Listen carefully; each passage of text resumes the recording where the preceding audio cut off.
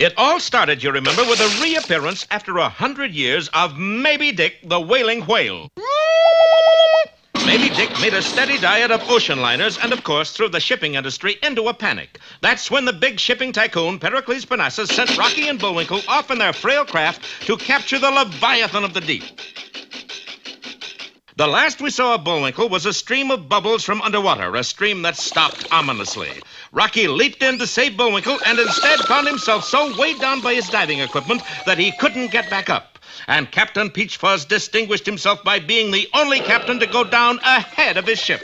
Then, when everybody was underwater, the Athabasco, which had been left running by Captain Peach Fuzz, sailed out of sight. And on top of that, when we left Rocky last time, he had just been seized by a pair of sinister-looking claws. And now on with our laugh-packed adventure. You must laugh awful easy. Rocky found himself propelled swiftly along the ocean floor and straight toward a large underwater cliff. Hokey smoke, I'm going to be squashed. But just then a familiar figure came into sight. It's Captain Peach Fuzz. Stop! Unhand that squirrel. Oddly enough, the strange creature did let go of Rocky with one of its claws. Well, I guess you see now who's the boss. You are, sir. And with both our friends in its grasp, the mysterious deep-sea dweller again dashed at the cliff. But let us return for a moment to a tall building on a big city waterfront. Inside it is the walnut-paneled office of Pericles Parnassus. I paneled it in walnuts because I can't stand peanuts. How can you make jokes, however feeble, when we're on the verge of ruin? Because I sent it Rocky Squirrel and Bullwinkle Moose to get Maybe Dick, ain't it? But you know their ship will be swallowed like all the rest. That's right, sport. And inside of the ship is 20 tons TNT. When Maybe Dick swallows it, boom! But, Monsieur Parnassus, what about Rocky and Bullwinkle? I got special plan for them. But what that plan was, we'll never know, for at that moment... Mr. Parnassus, sir, the Athabasco is coming back into port at full speed. They chickened out, huh? I can't tell, sir. There's no one aboard. No one aboard? Rocky and Bullwinkle are gone? Looks that way. What shall we do? I suggest we all stand for a moment of silence. I suggest we send a wreath. Not too large. What about you, Mr. Parnassus? I suggest we run for our lives. But why? Because if that ship hits the dock, it'll be kaboom for all of us. And when I say kaboom, I mean kaboom! Now, there's something you don't see every day, Chauncey. What's that, Edgar? A lot of ship owners flying through the air. Nonsense, Edgar. Everybody flies these days. Without an airplane? Probably one of those champagne flights. Yeah. And meanwhile, what of our heroes under the sea? Yeah, what? Held fast by the strange creature, they drew closer and closer to the cliff wall. What could they do? We could close our eyes. But at the last minute, a small door opened in the cliff, and our heroes vanished from sight into solid rock. And now, where do we stand? Bullwinkle has disappeared. Rocky and Captain Peach Fuzz have disappeared. Good heavens, there's nobody left. Be with me next time, anyway, for Blank Night or the Age of Nothing.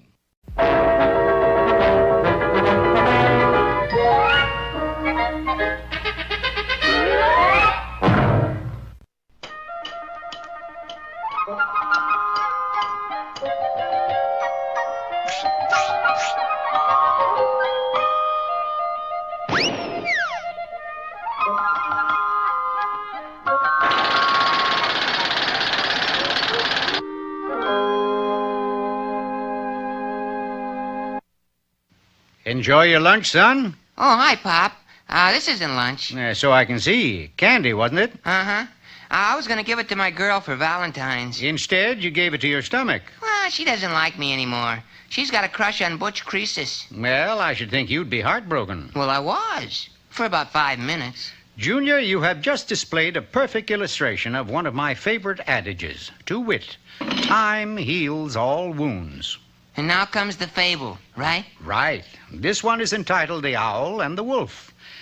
There was once a wolf who had an uncontrollable passion for clocks. Clocks of any kind, wristwatches, sundials, anything, so long as it told the time. Oh, man, them tic-tics, ain't they the most? Now, this wolf was a highly unsavory character, for you see, he'd come by those timepieces illegally. 10 o'clock. Time for me to go to work. Work was highway robbery in the strictest sense. Stop! I am the masked clock. Usually, the coaches stopped. How about that? An express? And sure enough, the next one did. Your clocks are your lives. Please, sir, all I have is this egg timer given to me by my mother. Like that's tough, Turtle. And the cruel wolf took his booty and departed. Now, during the day, the wolf worked in a clock shop. What time do you have, Wolf? 1:30, boss. The boss was no fool. He knew that on the wages he paid the wolf, he could never afford an egg timer like that. Something was rotten in Denmark, which is where our story took place. So, you suspect the wolf of being the masked clock, eh? I do, Inspector. All right. We'll set a trap for him and see what happens. Oh, good afternoon, sir. Something I can do for you? Yes, I'd like to know how much this alarm clock is worth. The wolf could hardly control himself. Never had he seen a clock like this before. Wow, a second hand, a third hand, and even a fourth. I'll tell you what, I'll come back tomorrow and you let me know how much it's worth. Oh, and incidentally, I'll be on the midnight stage tonight. It was an ingenious trap. If the wolf were the masked clock, he would definitely stick up the midnight stage, hoping to snare the alarm clock, and the inspector would be well prepared. Halt! I am the masked clock. The wolf was there, but the inspector wasn't. For the midnight stage he had referred to was the stage of the Midnight Theater, where he was appearing as a juggler. The following morning... Oh, good morning, sir. I missed you last night. I mean, you're looking well. About this alarm clock, Wolf, how much is it worth? I can't tell you now, but I will tonight. I'll meet you on the midnight stage. You guessed it. The inspector took the ride while the wolf juggled. Look, Wolf, we can't seem to get together, can we? It has been difficult. Suddenly, out of nowhere, a masked bear appeared. Pause up! I am the masked watch. Clock. Yeah. Oh, no, you're not. I am the masked watch. Clock. Before the inspector knew what was happening, the bear grabbed the coveted alarm clock and ran off. Quick! We must stop him, the dirty thief. You stop him. I got to juggle. Matinee today. The wolf bought a ticket on the first stage leaving town. Strangely enough, so did his boss. Why aren't you minding the store, Wolf? I'm on the trail of the masked watch, that's why. Masked clock, you mean? Oh. The stage rattled on over the countryside, that is, until it reached a certain obstacle. It's the inspector. Everybody out. Okay? One of you is a masked clock. Which is it? Not I, sir. Nor I. Don't give me that.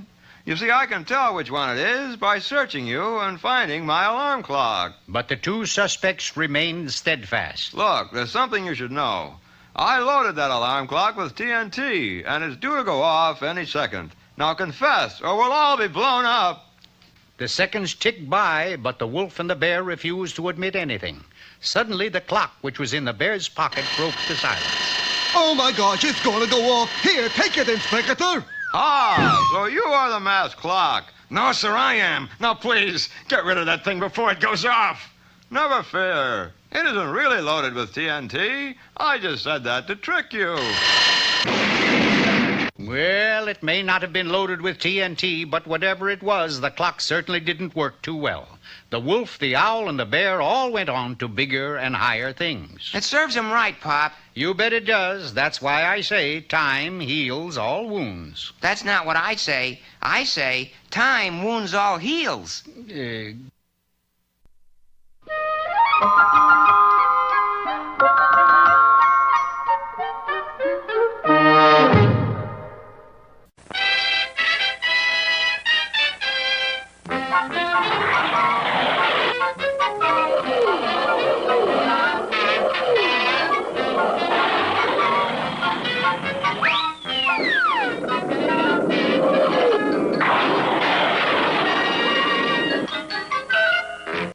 Well, since our friends started on their search for Maybe Dick, the whaling whale, things have gone from bad to worse, which is tough for them, but makes a much better story.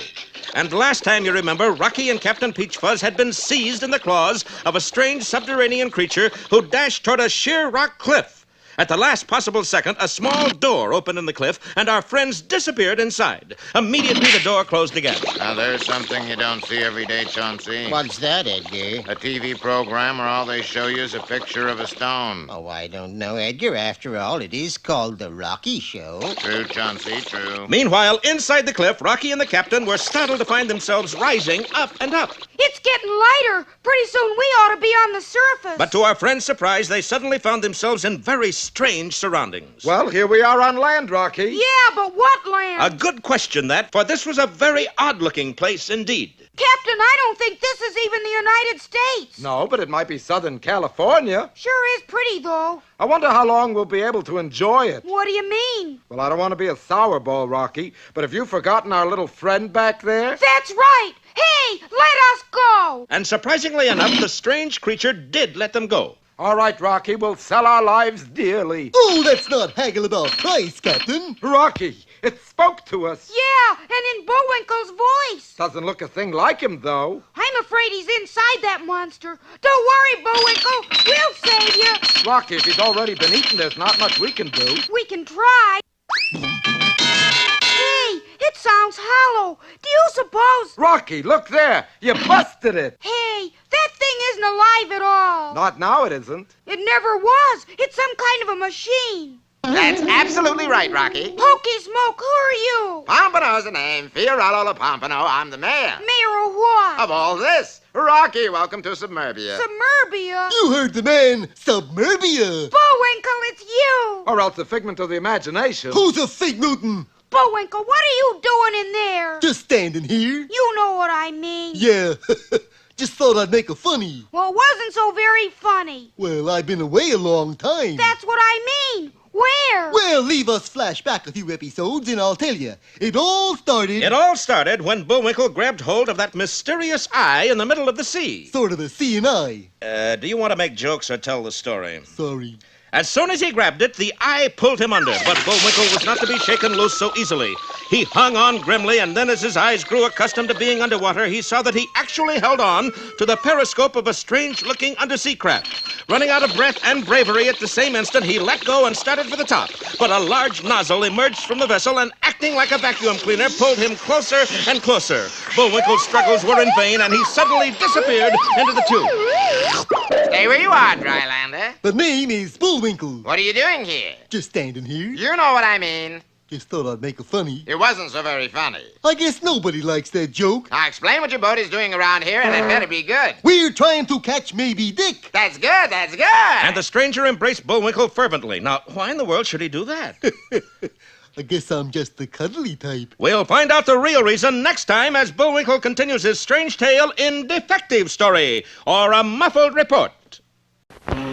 Greetings, you culture bugs. Today's poem is called The Daffodils.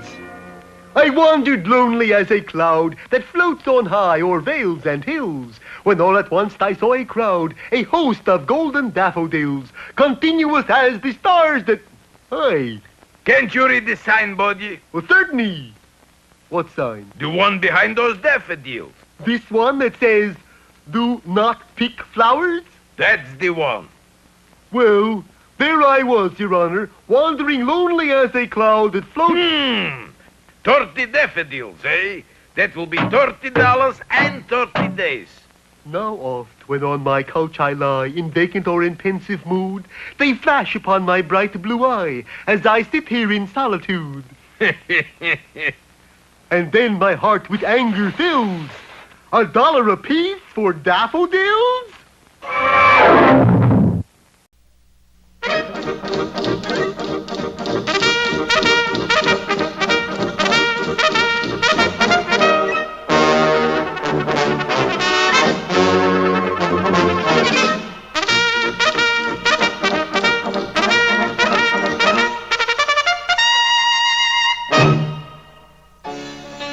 Mush! That cry echoing over the frozen north meant one of two things. A dog team was on the run, or there was oatmeal for breakfast. The man who cried mush for the Canadian Mounted Police was Constable Dudley Do-Right, for it was his job to serve the post commander breakfast. Inspector Fenwick, sir, I have your mush here. Oh, good morning, Do-Right. Set the oatmeal on my desk and watch out you don't trip on that shag rug. Oatmeal is a little cool this morning, isn't it? Inspector Fenwick had given 30 years of his life to the service. Then he quit the gas company and joined the Mounties.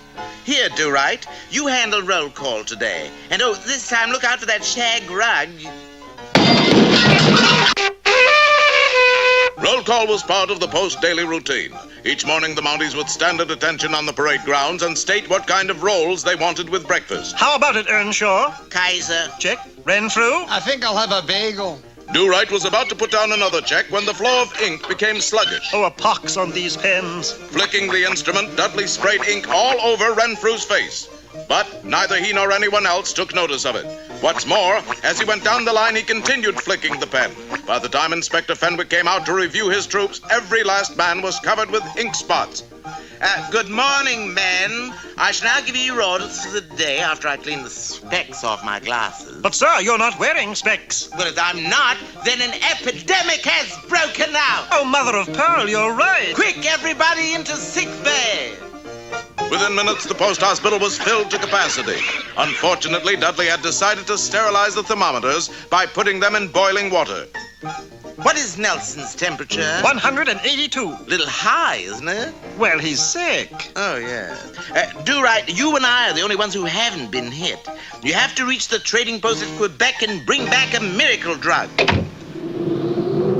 Quebec was only a block and a half away, but this was summer, and Canadian summers can be mighty cold. To make it worse, a blinding snowstorm blew up from the Rockies and the Bullwinkle. The only way I'll get through is with a dog team. It is here that the villain enters our melodrama. This despicable-looking creature is Snidely Whiplash, proprietor of a cut-rate dog team store. So you see, sir, if I don't get the miracle drug, the Corps will perish. If I got the miracle drug, I could sell it to the Corps for a fortune. Amounty, you have touched my heart with your tender tale of woe. I shall equip your sled with two of my stoutest canines, Frick and Frack.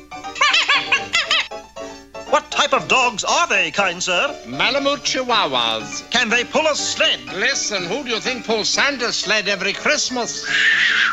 Dudley wasted no time in hitting the trail to Quebec. On Frick, on Frack! But the wily Whiplash was determined to see that he never got there. I'll head him off at the pass. The pass was the only way of getting through Horace Heights, a tortuous series of snow-covered peaks that defied penetration, and Dudley Do-Right. I must get through, I must! Just a moment, Mountie! Out of my way, sir, this mail must go through! What? You'd run over Santa Claus? Santa dresses in red, you're wearing black. I'm in mourning. Rudolph got it in the antlers. Bad show. What can I do for you? I must have your sled and dog so that I can open Santa Claus Lane. But without them, I'll never find Quebec. Quebec is just over the horizon. But what Whiplash pointed to was the brink of an 8,000-foot cliff. Dudley debated his position, but then who could doubt Santa Claus? Off he went, out he went, and down he went. Now all I have to do is go to the trading post and pick up the miracle drug. On Frick! On Frack! Whiplash was in for a severe disappointment, for Dudley, now in the shape of a gigantic snowball, was avalanching his way down the mountainside. He made it to the trading post just as Whiplash stepped up to the counter and said, "A bottle of miracle drug." To go! Whiplash had a terrible case of whiplash, and Dudley had the miracle drug. I'm back, sir. Do-Right, you've got the drug. Quick, man, before the disease hits us, we must take the medicine. And they each downed a quarter of a bottle. There. Now we'll give it to the others. But just then... Inspector, the men and I just took our Saturday night baths and the spots came off. They were ink. Oh, thank heaven. Do-Right, it's all over. The crisis is past. You're right, sir. Our troubles are over.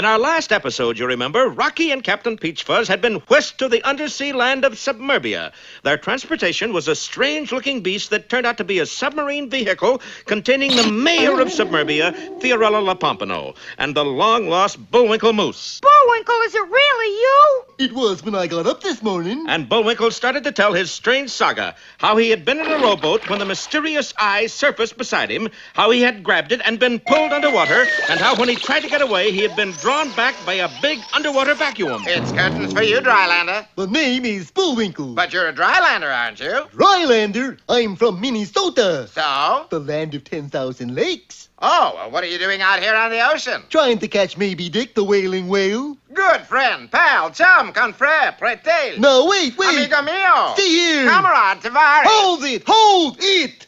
Buddy boy. How come the slather of friendly all of a sudden? Because any enemy of Maybe Dick's is a friend of mine. Well, then you ought to meet my pal, Rocky Squirrel. Love to. Where is he? Oh, he's on board our ship, the... Hi, Rock. The Athabasco where he... Rocky! That's a squirrel. You ever see a fish with goggles? No, but then I never saw a squirrel with goggles either. He must be looking for me. Hang on, we'll pick him up and take him home with us. Home? Where's home? Submerbia, of course. Oh, of course, I should have known. And as we saw, the odd-shaped craft had grabbed hold of Rocky and Captain Peachfuzz and taken them through a solid rock cliff to the city of Submerbia. You mean this whole city is underwater? Certainly, look there. Sure enough, fish were swimming by just a short distance from our friend. Boy, there goes a keen sea bass, Rock. I'll catch it for dinner. No, wait. But Bullwinkle made a lunge for the fish only to find... Oh! Boy, that's what I call hard water. It's not hard water. You hit the plastic dome. Yeah, and I think I'm getting a lump on it. Not your plastic dome, our plastic dome. Oh. You mean? Yes, a big dome covers our whole city. That's what keeps us warm and dry. It's sort of like a big sky. Yeah, but where does your light come from? Where else? From sunfish. And at night, I suppose it's covered with, starfish. Figures. But at that moment, our heroes were startled to feel the whole ground shake underneath their feet. Hey, what's happening, Mayor La Pompano? Oh, dear. We're having one of our seaquakes. Seaquakes? I never heard of seaquakes. You've heard of earthquakes, haven't you? Yeah, and hotquakes, too. A seaquake is an underwater earthquake. Hang on, Rocky. To what? To me. Maybe that'll keep me from rattling around. What causes seaquakes, Mayor La Pompano? You'll find out in a minute, Rocky. In less than that, actually, for in the next second, a dark shadow swept across them and an enormous shape made its way through the water above Submerbia. Hokey smoke, what is it? I can answer that, Rocky. It's Maybe Dick. Yes, it was Maybe Dick. And so huge was the Leviathan of the deep that his very passing shook Submerbia violently. Oh, I do hope the dome doesn't crack. You had to open your big gills. Sure enough, water was pouring through a crack in the plastic dome. What are we gonna do? How about 2 choruses of By a Waterfall? By a Waterfall. Bullwinkle, can't you ever be serious? Believe me, when I sing, it's serious. It certainly is, and we'll find out just how serious next time in Leaky Lyrics or Bullwinkle Plugs a Song.